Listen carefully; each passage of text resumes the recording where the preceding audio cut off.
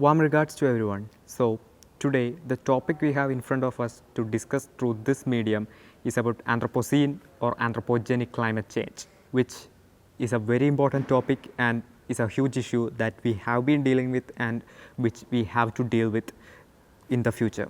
We are still in the middle of a pandemic and we know that how hard is it to deal with it. And it is not as simple as that because we are going to deal with more dangerous and hazardous events, climatic events, man-made events in the future. This is known as the anthropogenic climate change or the Anthropocene. Anthropocene is an epoch. An epoch can be defined as a time period which is greater than a decade but it is lesser than a century. We can understand that if such a drastic climatic change is happening in a small period of time, it is going to be very hazardous. And we should understand the historic facts of climatic changes in order to understand what is happening right now. A common argument which is always raised against the Anthropocene or the philosophy of Anthropocene is that climate has been always changing, humans does not have something to deal with it, it is a natural process. But when we look into the history, we understand that it is not. Because of the climate was always changing, but those climatic changes which happened before was not under the influence of human and it was under the influence of Mother Nature itself. For example, the ice ages wiped out dinosaurs or the woolly mammoths, but it was something happened completely natural because of the rotation of Earth. And other asteroid collapses happened. It was due to the asteroid collapses, nothing to do with human activities. But right now when we look into the climatic changes, it is not as simple as that.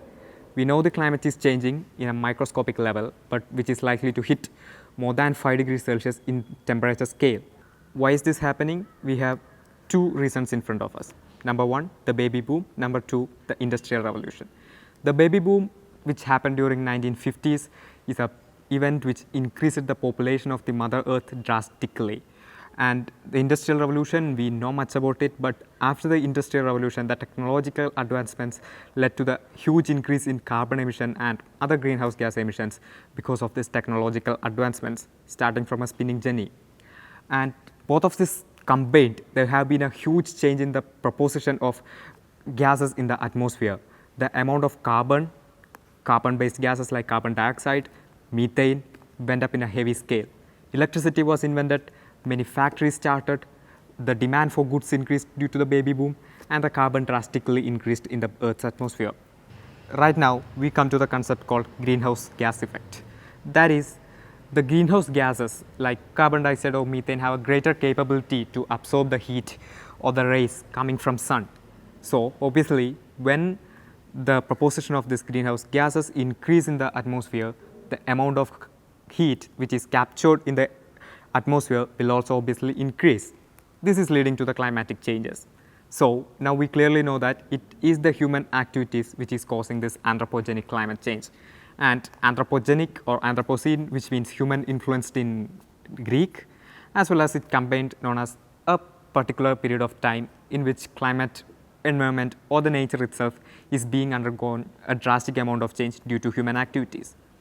Anthropocene, as we discussed before, is not as simple as climate change or any other events, but it is going to be really drastic, and now we come into different events which can be called as the element of chaos during the Anthropocene. Number one is going to be heat deaths. We know the temperature is increasing drastically in a very hazardous scale. It is likely to be 2% increase, but it is going to be more than a 2 degrees Celsius increase as per the predictions. Less than 1 degree Celsius increase happened during last 50 years, but it is predicted that in next 60 years, the change in the amount of temperature, which is an average temperature taken from all the parts of Earth and combined into average, is likely to be more than 6 degrees Celsius. We know the IPCC and different nations are trying hard to reduce it to a 2 degrees Celsius, but it is really hard, and if this way is continuing, it is most likely a 6 degrees Celsius increase in the atmosphere. And we know when there is a 6 degrees Celsius increase in the average amount of temperature in the atmosphere, it is going to be more than 10 or 15 degrees Celsius in certain parts of the world, and it is going to be lesser, very lesser compared to this 12 degrees Celsius increase in certain parts of the world because of it's an average scale. So, in many places, heat waves are going to be happening in a very huge scale, approximately around 6 months during the year, which will kill a lot of people, which will make many areas of the planet completely uninhabitable. For example, we will start from desert, but it's not going to be ending in desert. It will be going to enter very thickly populated areas and very thickly employed areas of the world. For example, Texas. Texas is going to be the one of the most affected regions because of heat deaths. Texas continued with Florida, then California in the United States. We know Florida is a huge, thickly populated place.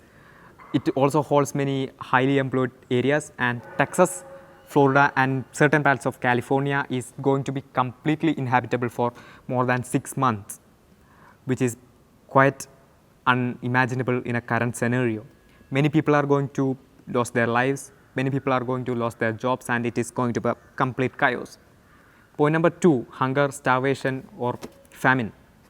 We have dealt with great famines in past, but it was mostly because of economic inequalities. But right now, we are going to starve in next 60 years because of this consequence of Anthropocene, because of unavailability of food or the unavailability of food. We know wheat is the one of the most consumed products in the world in different forms across different nations, but wheat is going to be completely uncultivable in certain areas of earth right now, which is currently cultivated in a huge scale. For example, certain parts of USA, including Wyoming or India, for example, certain North Indian regions where wheat is cultivated in a large scale. Because of this increase in temperature, wheat is going to be completely uncultivable in that area, which will push a 70% of population's food going to be unavailable. And we know that there is going to be a 50% increase in the demand of goods in upcoming 60 years, and the production is likely to go down in 50% in the next 60 years. The production is going down and the demand is increasing. That is going to be exactly famine. And when we get rid of wheat, wheat is going to be only cultivated in Greenland, which is a quite icy region right now. Imagine wheat is going to be cultivated in Greenland right now. Nothing is able to be cultivated in Greenland right now, especially the tropical and subtropical crops like wheat. And when we come to the second most eaten crop, it might be rice as well as soybean. Soybean is cultivated in large scale in Brazil, which is consumed across the world, majorly including countries in South Asia, including Malaysia, Singapore, etc. As well as paddy is the staple food of Kerala or India. But paddy is also going to be in the same way. It is going to be completely uncultivable in certain or most of the regions of earth which is below the equator or around the equator. The cultivation is likely to go up to the poles, and ultimately it is going to be uncultivable there also. So this is going to lead to a huge famine. We may face a huge inequality in food in the upcoming 60 years. And now we come to the next topic or next element which we are going to deal with in next 60 years. It is called the wildfires. We know wildfires, we have seen wildfires happening in California, sometimes in some certain parts of Africa, also in Australia. The wildfires are heavily related with heat waves or sometimes oceanic movements, tectonic movements, but due to Anthropocene, the heat waves, the increase in temperature, this regular wildfires happening in different nations, which is regular in Californian forests, maybe in Australia, is going to be out of control in upcoming years. We saw this, the Californian forest burned for more than months during this period of time, during last months, during 2020. That same happened to Australia. Animal lovers and rescuers all around the world was flying to Australia in order to rescue people or animals, including many threatened species of marsupials. But we are going to deal with it, and the Californian forests are likely to be completely burnt by next 100 years or maybe 60 years. The Australian forests are likely to face the same, and wildfires does not mean only wildfires, it has several other consequences also. For example, again, when these woods are burned, a huge amount of carbon get instantly released to the atmosphere. not only carbon but many poisonous gases including carbon monoxide and several other gases. It is likely to destroy this forest, which will affect several organisms as well as several marginalized or non-mainstream communities of human beings. For example, tribals, they are still heavily dependent on the forest right now. If forests get burnt, where will they go? That's a great question. As well as this species of organisms are likely, many species are likely to go extinct only because of this issue of forest fires or wildfire. And the next point or next topic we are going to be deal with, or which is likely to be witnessed, is called drowning as well as freshwater drain. Both of these are very connected in manner, but both of them are separate issues. Drowning means the oceans getting an increase in the sea level and they entering the land and making that land uninhabitable. Netherlands, certain parts like Amsterdam, certain parts of low-lying parts of New Zealand, small island regions like Tuvalu, Maldives are likely to be completely underwater because of drowning of sea. But where is this water coming from? We know there is a huge amount of water stored as ice in the poles, especially in Antarctica. And when the temperature gets increased, these poles, these ice caps gets melt, and this water should go somewhere, and this will increase the height of sea level, and this water enters the land and makes that land uninhabitable or completely underwater. Other than making this land completely uninhabitable, this has another consequences too. When ice caps melts, polar bears, penguins, where will those organisms go? Their habitable area gets completely destroyed. Point number 2, there's a huge amount of carbon which is stored inside these ice caps. When ice caps melts, this carbon gets released to the atmosphere, and this is going to increase the amount of warming further, a lot further. This instant releases to the atmosphere, which has been increasing day by day, is a great disaster or will be leading to greater disasters. And when this water, we know the ocean water is not pure water, it's salty water which is not consumable by human beings or many species of organisms. We have a very little water which is drinkable, and when this salty water enters the land, especially in low-lying areas, the freshwater sources of that area gets completely destroyed. We are going to be facing a great drought because of this mixing of salt water and fresh water. When freshwater sources like underwater rivers or lakes gets destroyed, a lot of people are going to be finding it hard to get a drop of water to drink. This is also likely to create an inequality among human beings. We know that there are several inequalities right now also, but the scale of inequalities are simply going to be going up on based on maybe because of economic status, maybe because of country status, or maybe because of geographical positions. Anyway, inequalities are likely to go up on different scales and different margins. And next issue which we are going to be dealing with is called dying oceans. Oceans or oceanic habitats is most affected during climate change than terrestrial organisms. Terrestrial organisms are largely affected, but the primary effect is going to be in oceans. Turtles, different fishes are very sensitive, which are very sensitive, are affected in a huge scale. Oceans, we know that it is water and it dilutes certain chemical gases in it, and small amounts of CO2, or considering it as an ocean, large amounts of CO2 is melted in ocean and it will become carbonic acid, the water will become acidic. So because of this increasing amount of carbon, more carbon is likely to get absorbed into these oceans, and oceans, a lot parts of oceans are likely to increase its amount of carbonic acids, and it's going to be acidic, and it is going to affect the communities maybe living around these areas, and the organisms like fishes, turtles, sea turtles, etc., which are inhibiting inside this area, and organisms like mussels are likely to undergo a very drastic extinction because of the same crisis. Now, we come to the next issue which we are still currently dealing with, and as we are right now in Kerala, we know this in a greater detail. We faced 2 major floods and 1 minor flood with several landslides this year, last year, and the year before.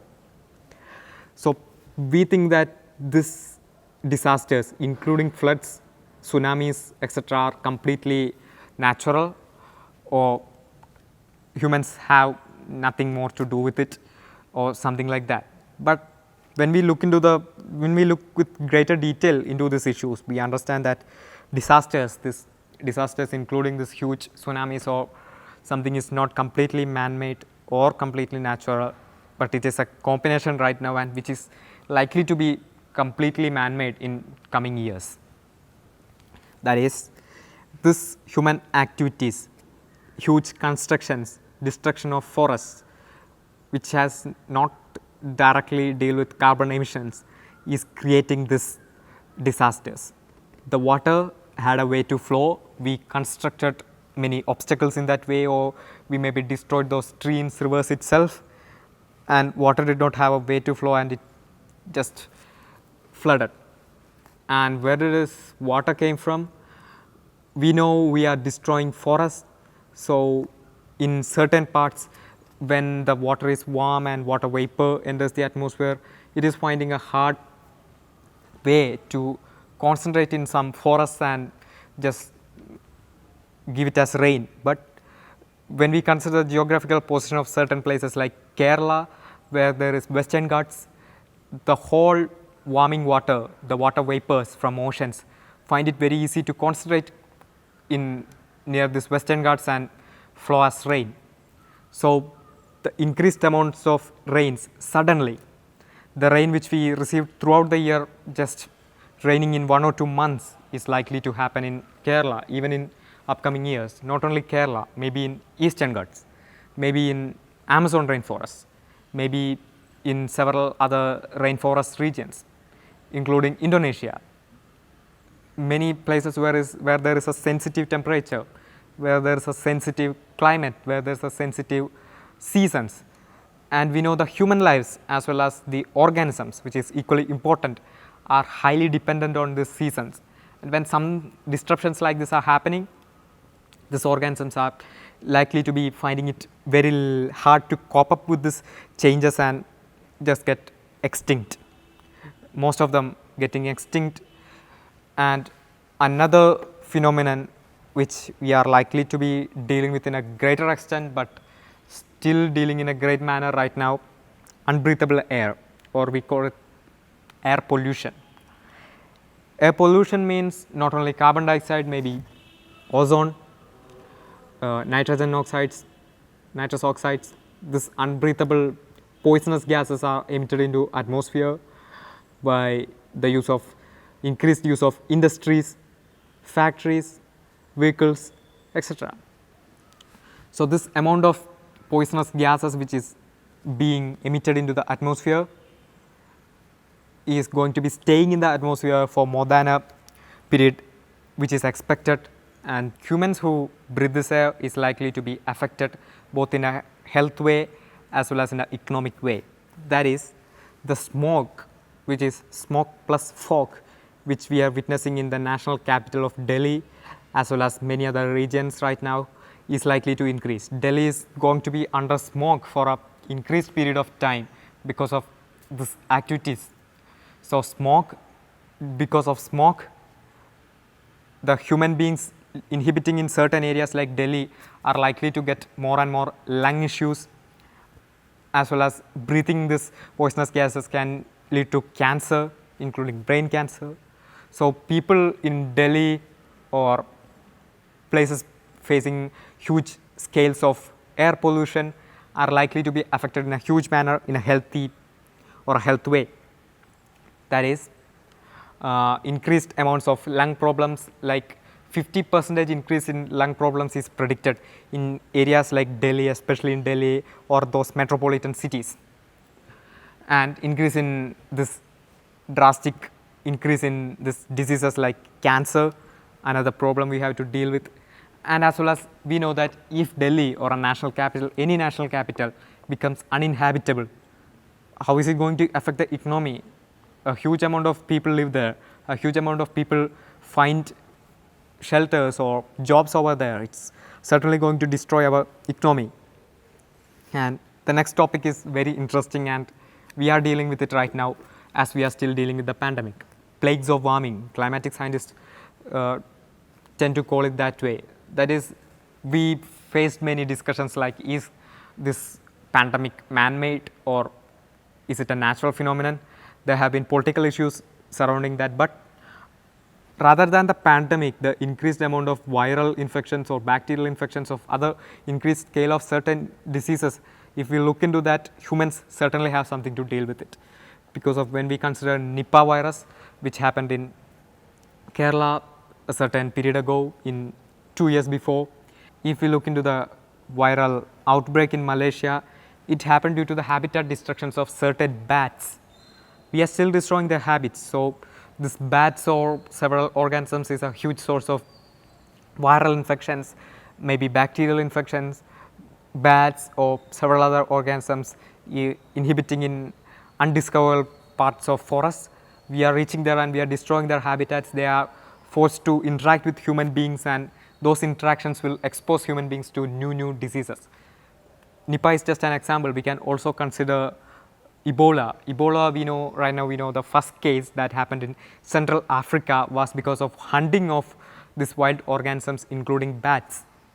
So, there should be a limit which we exceeds right now, including issues like forest deforestations, hunting, etc. So, plagues of warming is quite interesting, as well as when temperature goes up, some diseases are likely to be spreading in a huge or increased time scale or more number of patients essentially. Things like chickenpox, chikungunya, which is seen in subtropical and tropical regions, is going to be seen in an increased time scale. Now we come into the last topics, which is coming inside elements of chaos: economic collapse and climate conflict. Economic collapse, we know that as these issues are happening, the economy is definitely going to be affected. The economy is likely to collapse, but there have been discussions surrounding this, that which economic ideology or practice should be following to tackle climate change. But we still don't have a final conclusion, but most of the climatic scientists right now agree, or climatic economists right now agree, that it's neither capitalism or neither socialism nor extreme economic philosophies, but it's something in the middle, like a democratic socialism or a democratic capitalism. Climatic conflicts, number one, refugees. We have seen refugee flows of Rohingyas from Tibet, etc., but refugees are likely to increase in a 2/3 manner in upcoming years, especially from low-lying regions like Tuvalu, Maldives. The poor are going to get into refugees, while the rich will find areas in other countries. So, this poor, where are they supposed to go? What will happen to them? It's all great questions.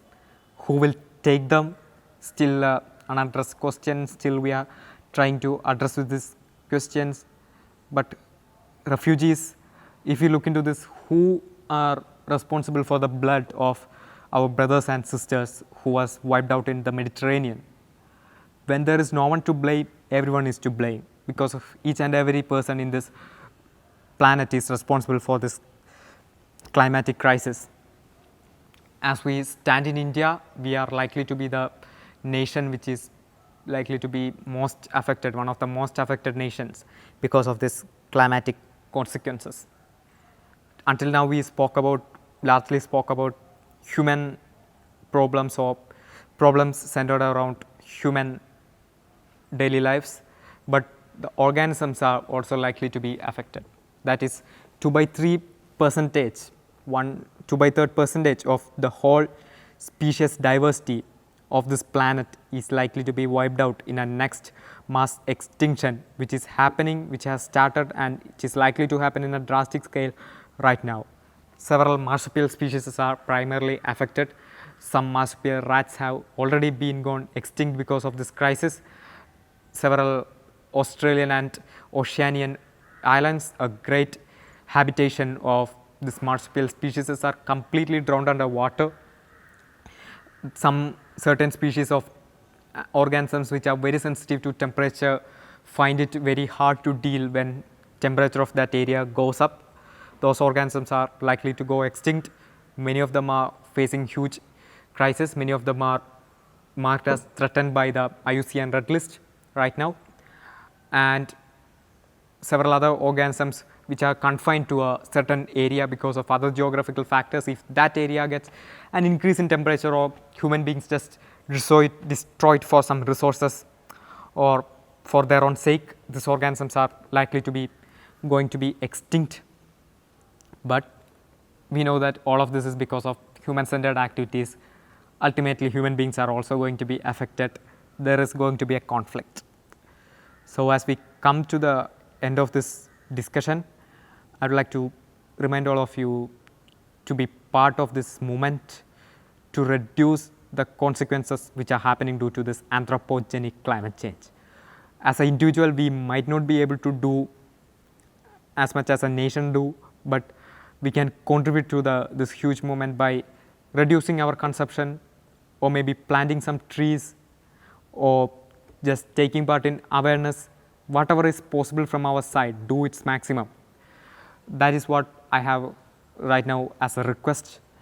I would like to stop this talk by thanking everyone who worked behind this discussion and giving me this opportunity. Thank you.